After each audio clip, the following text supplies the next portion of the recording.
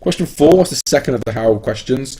Very common question you might get in the exam. They love this one. How does the writer make these lines exciting and dramatic? And then you should write about what happened in the lines and how the writer builds the excitement.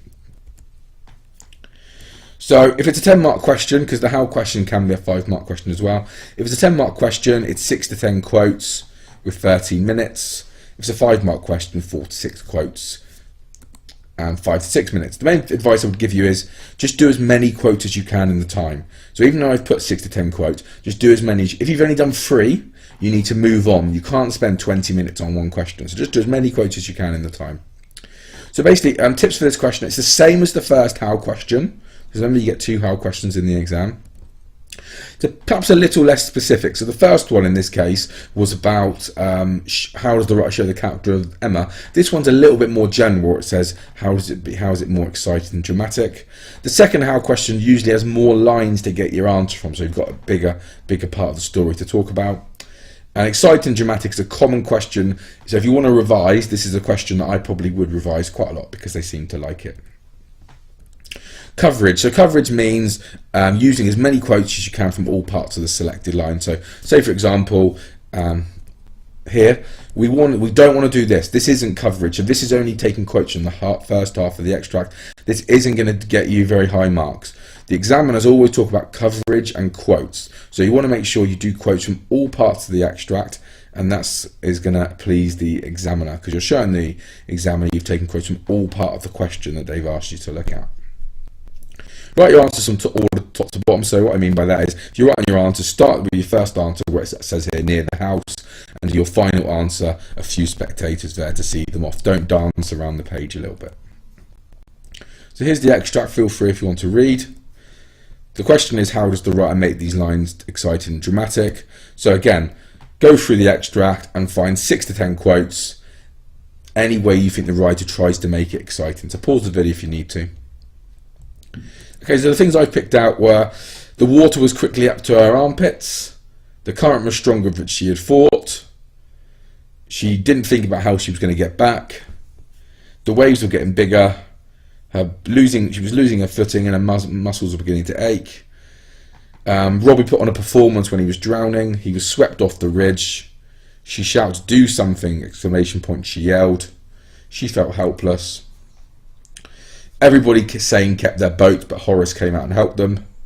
And the crowd cheered as Robbie went into shock. So all of these, I think, the writer has used to try to make the extract tense and dramatic. So writing a grade 5 answer. So if you want to look at how to write a grade 9 answer, have a look at my other videos. But this video is mainly looking at how to get an answer from grade 4 to grade 6. And how we're going to do that. So you've got to use a quote. So pick out a quote from the text and say how the writer makes it exciting and dramatic. 1 or 2 sentences per quote. So what I mean by that is pick a quote out and explain why it's exciting and dramatic. Don't waffle. And no long PE. So what we mean is we want 8 or 9 points in quotes. We don't want 2 huge PEs on 2 quotes. That's really the biggest thing about the whole thing is we don't want you writing loads and loads about 2 quotes. We want you to write 8 or 9 points on 8 or 9 quotes. So let's look at some. So the verb swept is used to show the power of the current. This adds drama as Emma is helpless against it and can't help him. So I've actually shoved in 2 quotes there, which is a really good thing to do. So if we look at it in detail, let's look at the word swept. Remember, we don't have to use exam terminology. So if you're not sure that swept is a verb, then don't use it. Just say swept is used or the word swept is used. Okay, but why? So let's zoom in on that. Why has the word swept been used? Well, the word swept is basically, if you look at this image, it's powerful, isn't it? Yeah? So this student gives a quote and explains why the writer makes it exciting and dramatic. So I've said the quote is swept. Why does that make it sound dramatic? Well, it's telling the reader that the water that Robbie has fallen in is powerful. If something is swept away, it's swept away almost like it doesn't come back. It's powerful. So the reader, if Robbie had fallen into the water and it was really like peaceful and calm, that's probably not going to be exciting and dramatic. But the writer is letting us know that the current is really strong and Robbie is really struggling. Another one, Emma yells and says, "Do something." Again, I've written 2 quotes in the one, I've embedded 2 quotes in one answer. That's really good. This shows the emotion, this show of emotion as to the panic of the situation. Yeah. So again, this student gives a quote and explains why the quote makes it exciting and dramatic. Emma is yelling. So the writer has chosen to use that word yell, which is basically shouting, isn't it? Like this image shows us. However, if the text would have said Emma said do something, or Emma whispered do something, that would tell the reader completely something different. The fact she's yelling at the top of her voice, telling us this is an emergency, this is emotional, this is very like a panicked situation. So how does the writer make these lines exciting and dramatic? Let's look at the answers in a bit more detail. Again, I'm not going into detail with these. You'll notice all of these are 1 or 2 lines. I'm just picking out a quote. I'm really simply telling the examiner why it's been used. So the danger starts straight away. So that's maybe a little bit good ploy of, I've shown the examiner, I've started at the beginning of the extract and I'm going to go all the way through in order.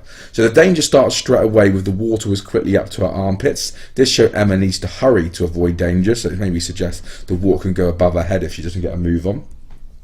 The current was much stronger, shows Emma is not in control and underestimated the situation. Tension is built with Emma not knowing how to get back. This leaves Emma vulnerable, she hasn't got sort of a get out and escape plan. Harder to keep footing, ... muscles beginning to ache. This has increased the danger as Emma is struggling to strand the ridge, she's almost falling off. Performance is used to describe Robbie drowning, which creates the image of him struggling wildly with the sea. The verb swept is used to show the power of the current. That's the one we looked at. Everybody's saying didn't help when Horace was dealing with an extremely dangerous and life-threatening situation. So the fact that no one else helped and he was the only one shows that he was almost mad for going out to help. And the last one, the crowd cheered, ends the drama with everyone, including the reader, feeling relieved. So it's almost like a film, isn't it? Everyone cheers at the end to show that everyone is okay. So I've started with the first quote, I've ended with the last quote, and that would be good to the examiner to show that I've covered the whole piece. So why do we want a lot of quotes? Pretty simply, you're going to get a lot of marks. So if you look at these 2 answers, they're the same length basically, and actually they're almost the same quality of answer. They've given a quote and they've given a good answer. However, the one on the left only uses 4 quotes, and because they've only used 4 quotes, they can only get 3 out of 10. They've not done the coverage like we've talked about. They've not shown the examiner they've read all the extracts. So because of that, because only of the 3 quotes, they're going to struggle to get a high mark. However, the one on the right, 11 quotes. So that's obviously a hard thing to do, 11 quotes, but even if you get 7 or 8 quotes, that got 9 out of 10. So the one with hardly any quotes, 3 out of 10. The one with loads of quotes, 9 out of 10. So if you take any from these videos, it's if you do lots of quotes, you've got a really good chance of getting a high mark. Okay, so let's look at some detail. These are real student answers, so if you want to pause and read them through for yourself, that's fine. So this one got 2 out of 10. Okay, I said earlier about waffle, too much waffle, repeating points. This one is 2 out of 10. It writes lots and lots, however, but only gives 2 quotes. So it's got a quote right up in the second line, and then it's got a quote with 3 lines to go. So it's 2 out of 10 because there's not enough quotes, and they've not shown the examiner they've read the whole thing. They've not shown the examiner that they can pick out 7 or 8 quotes and say why they've been used. Next one, 6 marks. Okay, 6 quotes. So not loads of quotes, but I reckon if you guys could get to 6 or 7 quotes, that's really going to be good for the examiner. And you'll notice that the examiner in red here says some relevant selection. So that basically means they've picked out the right quotes. Last one again, feel free to pause.